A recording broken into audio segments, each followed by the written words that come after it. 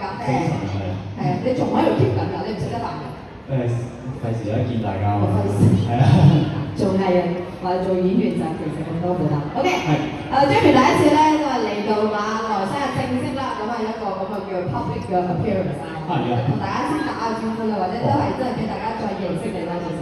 Hello， 大家好啊，馬來西亞嘅觀眾大家好。Killer 嚟嘅，可唔可以同我哋形容下呢個 Killer 大概係一個乜嘢嘅個性同埋一個乜嘢嘅角色咧？其實四號呢一個角色本身係一個殺手啦，咁大家應該會覺得都係挺過無情嘅。咁但係其實佢會為咗佢覺得係正確嘅事情咧，就會拼命盡力做到底啦。咁所以我覺得我好欣賞佢嘅個人嘅性格都係十分之 charming 嘅。Thank you。喺戲裏邊有好多打戲啦，咁啊好多打戲之餘咧，咁就要操肌啦，操肌又即係有露肌肉啦，跟住就為咗嗰場戲真係要露嘅時候，係咪好大壓力㗎？都大啊，因為嗰陣時都大概操咗大概半年嘅時間啦，咁所以我覺得每一次都即係起身做 cardio 嗰下係最難嘅，咁所以我覺得每一次都係即係每一次起身都有個挑戰喺度。但係你而家排完咗啦，係咪真係可以鬆懈少少唔使理㗎？鬆懈咗就好快就完全係冇咗㗎啦，咁呢一個禮拜就變翻個肚腩，咁所以就係要不斷地 keep 嘅。你知唔知咩叫肚腩？我梗係呢係。OK 啦，咁啊，今次呢部電影咧亦都去咗日本取景啦。你哋就因為喺戲裏邊咧有好似翻去啲80年代咧，或者港產片嗰啲年代就係我講日文，你講中文嗰種交流，但係又交流到。但你喺拍攝嘅過程裏邊咧，係咪有好大嘅呢個挑戰啊？即係兩個人講嘢，定係個劇本你哋對好晒，定係你哋私底下係要用英文過一次嘅劇本？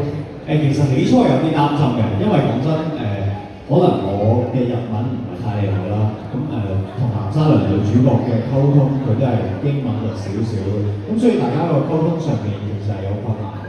咁但係喺大家喺唯獨第一次嘅時候，起碼我哋大家去對戲嘅時候，又唔知點解會冇嗰種障礙嘅，咁所以我覺得同佢都係算係有一種緣分嘅夾喺度嘅。你有冇學識一兩句日文嘅？我識啊，自我介紹。好，係你日文。はじめまして、僕はジュクリと呼んでください。どうぞよろしくお願いします。Thank you。我聽得明少少啦。係。我喺度賺馬幣，換晒日一唔玩㗎啦都。你係學過嘅？我學少少。我都係少少。少快少少。但其實呢部電影裏邊有好多嘅打鬥戲啦。頭先我哋做記者會嘅時候咧，就發生咗一件好神奇嘅事情，就係佢講，就算係拍咁多打鬥戲，你冇受傷過嘅，但係你覺得呢樣嘢係咪真係特別要多謝晒成個劇組，尤其係做 art choreography 嘅組人，即係為咗唔令你受傷，應該都做咗好多嘅計算同設計。我會覺得睇設計動作方面係好多謝導演啦，同埋好多謝 Sakuros， 即係我哋嘅動作指導，因為佢會好清晰咁話俾演員聽啦，大概呢幾場嘅究竟會係點拍啊，或者係所有歪縮或者近縮究竟係點樣打，咁所以我覺得演員嚟講係已經好清晰每一個 step by step， 即係只要你肯練習就都 OK 啦。係作為一個殺手，你會唔會若然自己太靚仔啊？你覺得靚仔嘅外形係作為演一個殺手係咁樣係一個助力咯，定係一個阻力？哇！即係會唔會太靚仔？冇啊！即係首先都唔係特別靚仔啦，咁所以即係你做一個殺手嘅時候，就完全冇一個冇啊！你都係一啲打鬥啫嘛，咁所以喺動作方面就要 train 得比較全面啲咯。都唔係話係咪外形有一個關係嘅，都冇一個直接關係。冇關係。但係佢覺得你唔覺得自己好靚女？你都好靚女啦。講呢兩句嘢啦。真係認真問一句，你有唔有真係覺得自己外形條件上真係好有優勢？咦，你食咗飯啊？啱食。大家咁話，大家咁話。